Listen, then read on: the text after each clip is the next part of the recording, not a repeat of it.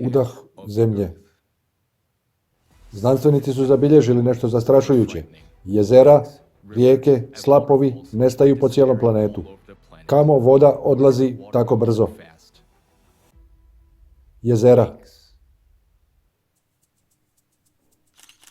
Drugo najveće jezero u Boliviji, Poopo, jednostavno je presušilo.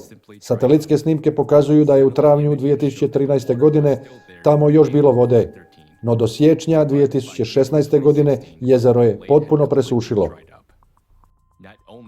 Ovo je postala ne samo tragedija za lokalne stanovnike, već i strašna prognoza o budućnosti mnogih jezera na globalnoj razini. Nestanak jezera Akuleo, dubokog 6 metara, dogodio se tako iznenada da se čini kao da je netko izvukao divovski čep i ispustio svu vodu. U samo 7 godina jezero je potpuno nestalo. U Kaliforniji, drugi najveći rezervoar u državi, jezero Oroville, brzo nestaje. Kao što vidite, čak se i bova nalazi na otvorenom dnu jezera. Nekada najdublji rezervoar po prvi puta u povijesti pao je na rekordno nizak nivo. Voda u jezeru Pešiora nestala je zajedno s ribom. Uska rupa kroz koju se jezero očito isušilo odvukla je čitavu vodenu faunu. Rijeke. Razina vode u rijeci Parana, drugoj najdužoj u Južnoj Americi nakon Amazone, najniža je u posljednjih 77 godina. Voda u rijeci Atojak nestala je preko noći, nakon što se otvorila divovska pukotina kroz koju je voda otekla. Velika rijeka Ind u Pakistanu danas je gotovo bez vode. Veličina njene delte se smanjila za više od 5 puta. Nekoliko naselja uz obalu opustjelo je, a stotine ljudi morale su otići. 2013. godine divlja rijeka Slims, duboka 3 metra, pretvorila se u nešto što jedva prekriva tenisice znanstvenika u najdubljem dijelu akumulacije. Rijeka Rio Grande, važna za stanovnike SAD-a, počela je nestajati. Unatoč impresivnoj veličini, njene obale već su se pretvorile u hrpu pijeska i kamenja. U ovom trenutku mnogim rijekama u Sjedinjenim Državama prijeti isušivanje, od moćnog Kolorada do Gaskoneida. Vodopadi. Jedan od najveličanstvenijih vodopada na svijetu, kompleks Iguazu, širok gotovo 3 km, nedavno je smanjen za 5 puta. Drugi najmoćniji vodopad na svijetu, nakon Iguazua, Victoria, bio je na rubu nestajanja 2019. godine. Najviši vodopad u ekvatoru, San Rafael, konačno je nestao 2020. godine i umjesto bučnog, uzavrelog slapa, niz stijene sada teče tanak, jedva primjetan potok. Na svim kontinentima opažamo da voda odlazi, što znači da je riječ o planetarnom procesu. Vrijedi razmisliti kako će raširena nestašica vode utjecati na živote svakoga od nas.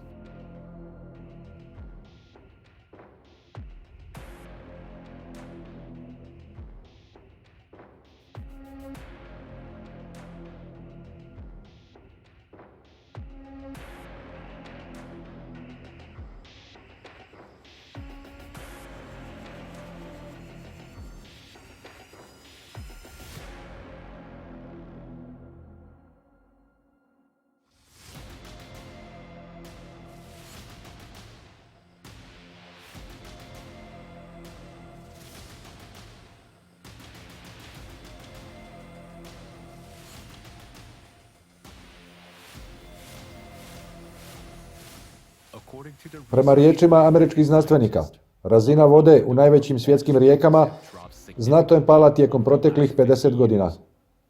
Diljem svijeta nestaju tisuće rijeka i akumulacija, ali istovremeno na istom mjestu počinju padati snažni pljuskovi. Primjerice u Kini je unatoč čestim poplavama nestalo više od 27.000 rijeka, što je oko 50% rijeka cijele zemlje. Kako se to može objasniti? U Ukrajini je u proteklih 30 godina nestalo više od 10.000 rijeka, a bunari presušuju. Ugrožena je i četvrtina rijeka i polovica malih potoka u Engleskoj. Zbog nestašice vode, Indija se suočava s krizom vode kao nikad prije. Postavlja se prirodno pitanje. Kamo nestaje voda? Sada naš planet ulazi u ciklus planetarnih kataklizmi, koje se događaju svakih 12.000 godina.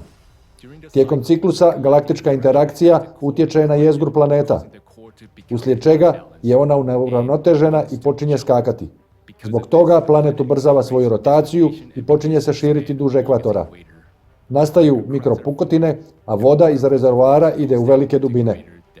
Ovaj unos vode planetom može se usporediti s inhalacijom. Sada planeta diše. Pa kad će izdahnuti? Pa kada i kako će se naš planet izdahnuti? Kao rezultat ubrzanja planeta mijenja se njegova centrifugalna sila i magma se počinje uzdizati na površinu zemljine kore i zagrijavati podzemne vode. Već danas svjedočimo brzom topljenju ledenjaka od ozdo prema gore, zagrijavanju dubokih slojeva svjetskih oceana, topljenju vječnog leda i slučajevima kada voda u bunarima ključa pred ljudima. Samo u dubinama zapadnog Sibira, na dubini od 1,5 km, prska cijelo more tople vode površine od trilijun kubičnih metara. To je dvostruko više od volumena Sredozemnog mora. A takva vrela, kipuća podzemna mora nalaze se ne samo pod Sibirom, već i u mnogim drugim regijama. A ova voda je sasvim dovoljna da nam napravi još jedan biblijski potop. Dakle, kada magma dođe do ovih ogromnih rezervi vode, počet će masivno isparavati. Zamislite samo koliko će vode izaći iz zemlje kada planet izdahne. To će dovesti do kontinuiranih obilnih oborina, što će dovesti do katastrofalnih poplava. Čekaju nas kilometarski porasti vode, pa će ostati samo vrhovi planina. Činjenica da planeta diše spominje se od pamtivijeka. To se već dogodilo u povijesti čovječanstva. Primjer za to je svjetski potop koji se spominje u mitovima svih naroda svijeta. Pa rekli smo da zemlja diše. Uzima vodu i skupljajući je vraća. I to se događa trenutno. To se može desiti u jednoj noći. Naša civilizacija je suočena s najstrašnijim neprijateljem, nemilosrdnim u svojoj manifestaciji. On nas već sladava, a mi, zbog svoje odvojenosti i konzumerističkog formata, niti ne uzvraćamo. Ako želimo sačuvati život na zemlji, moramo djelovati kao jedinstvena fronta. To je jedini način da nam jamčimo sigurnu budućnost. Da bismo to učinili, bitno nam je da se ujedinimo i promijenimo format društva u kreativni. U tom formatu brzo ćemo razviti tehnologiju koja će nam omogućiti da sačuvamo svoje živote dok zemlja izdiše. Upravo sada odlučujete što će se dalje dogoditi i koji ćemo scenarij slijediti.